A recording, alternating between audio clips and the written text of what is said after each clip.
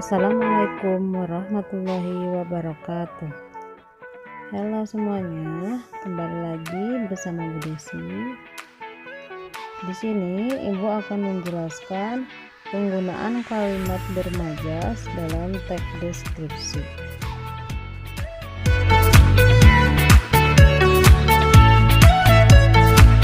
Nah, ada yang tahu nggak apa majas itu, atau pernah dengar, atau kalian juga pernah belajar tentang majas? Nah, mungkin sebagian anak ada yang tahu ya majas itu apa. Nah, di sini majas adalah gaya bahasa yang digunakan penulis untuk menyampaikan sebuah pesan secara imajinatif dan kias. Hal ini bertujuan membuat pembaca mendapat efek tertentu dari gaya bahasa tersebut yang cenderung ke arah emosional. Biasanya majas bersifat tidak sebenarnya, alias kias ataupun konotasi. Konotasi itu makna yang bukan sebenarnya.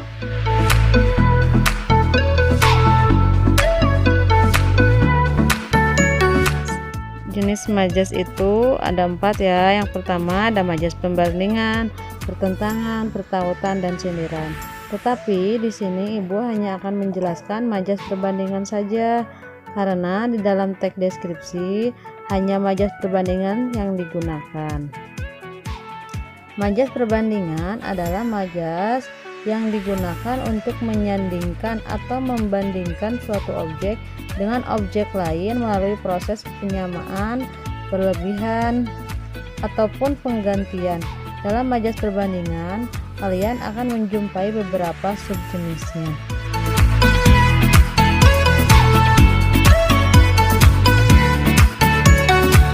Nah, yang pertama ada majas personifikasi.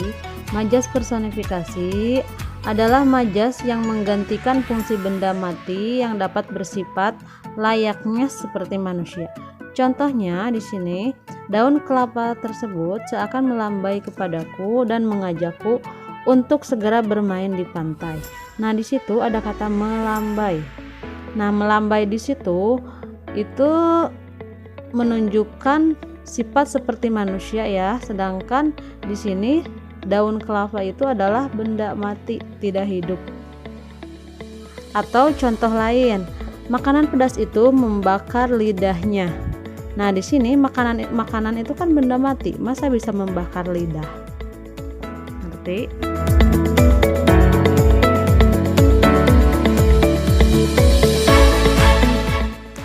Yang kedua ada majas metafora. Majas metafora adalah pemakaian kata atau kelompok kata bukan dengan arti yang sebenarnya, melainkan sebagai lukisan yang berdasarkan persamaan atau perbandingan.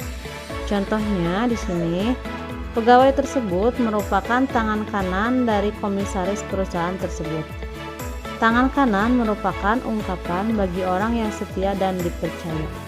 Nah, contoh yang kedua, Raja Malam telah keluar dari peraduannya. Raja Malam di situ adalah bulan.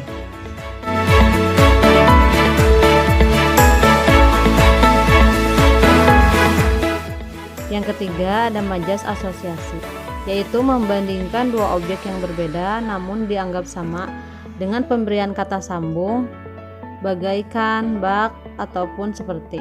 Contohnya, kakak beradik itu bagaikan pindang di belah dua. Maksudnya keduanya memiliki wajah yang sangat mirip. Contoh yang kedua, tenaganya tak habis-habis seperti Superman. Maksudnya sama-sama kuat.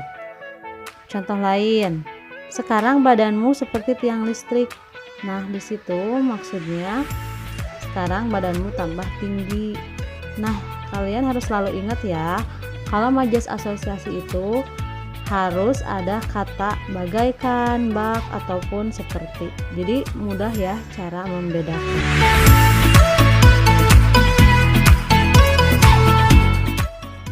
Yang keempat ada majas hiperbola, yaitu mengungkapkan suatu dengan kesan berlebihan, bahkan hampir tidak masuk akal.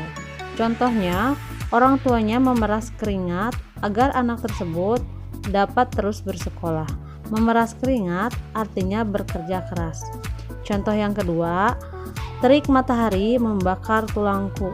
Maksudnya di situ menghangatkan badan atau tulangku.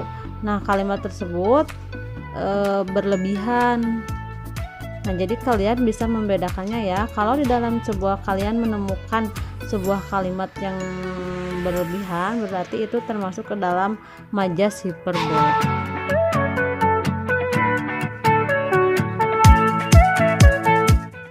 Nah, yang terakhir ada majas eufemisme, yaitu gaya bahasa yang mengganti kata-kata yang dianggap kurang baik dengan padanan yang lebih halus.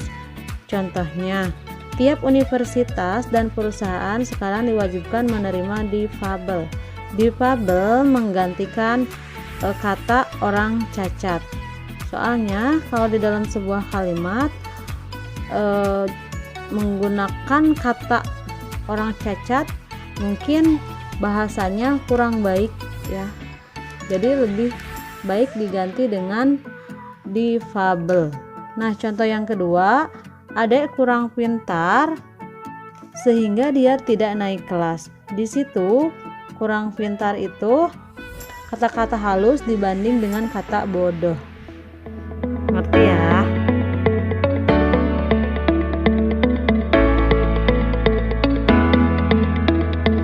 Demikian penjelasan dari Ibu. Semoga kalian mengerti dan paham apa yang Ibu sudah jelaskan. Terima kasih. Wassalamualaikum warahmatullahi wabarakatuh.